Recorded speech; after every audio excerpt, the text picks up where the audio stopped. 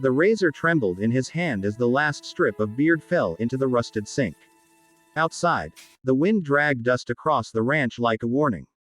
He stared at his reflection. Older now, exposed, naked in a way no bullet ever made him feel. The preacher's words echoed in his skull. You shave, God will kill you. For 30 years the beard had been his shield, his vow, his obedience. Men in town crossed themselves when they saw it. Women whispered. Children were taught not to ask why. When he stepped out onto the porch, clean-shaven under the burning sun, silence rolled across the land. Even the cattle stopped lowing. He waited for thunder, for fire, for death. Nothing came. Only the sound of his own breathing and a strange, terrifying freedom. He saddled his horse and rode straight toward town, knowing every mile forward was a challenge thrown at heaven itself. By the time he reached the town square, people were already staring. A woman dropped her basket. A man whispered a prayer. The bell outside the church began to ring, slow and panicked, as if trying to warn the sky. The preacher rushed out, face pale, eyes wild, shouting that the end was near. He pointed at the rancher like a prophet accusing a sinner. Look at him, he cried. God's patience is over. The crowd backed away, forming a hollow circle of fear. The rancher dismounted calmly, boots hitting dirt like gunshots. He said nothing at first. He let them look. Let them wait for him to collapse, to bleed, to be struck down. Seconds stretched. Minutes. Still nothing. Finally, he spoke. Not loud, but steady. He asked them how many lives had been controlled by fear dressed up as faith. How many choices stolen. How many men broken. His voice cracked when he said he'd lived half his life terrified of a lie.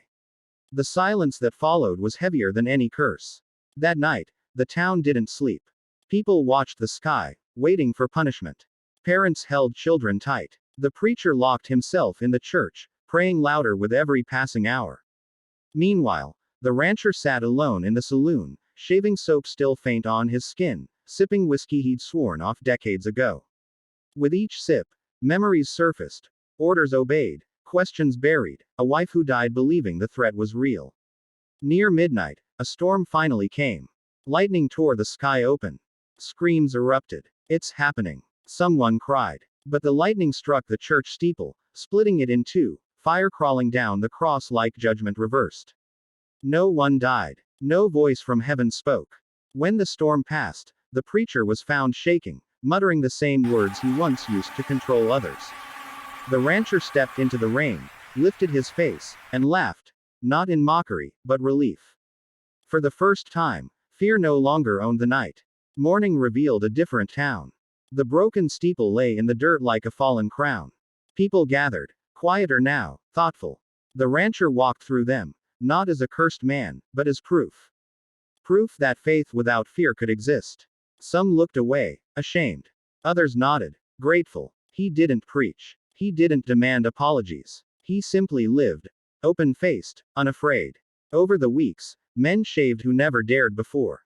Women spoke questions out loud. The preacher left town without a sermon. Years later, people would still talk about that day, but not as a warning. As a turning point. The moment a single man chose truth over terror and showed an entire town that God was never hiding in a razor. He was hiding in the courage it took to finally put it down.